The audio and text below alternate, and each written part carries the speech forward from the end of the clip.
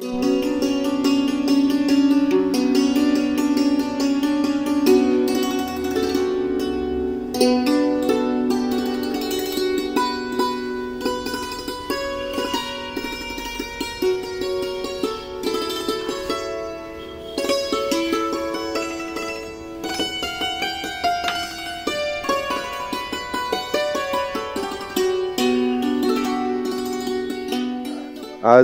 स्लाइडवेलचं क्रिकेटचं टुर्नामेंट आहे.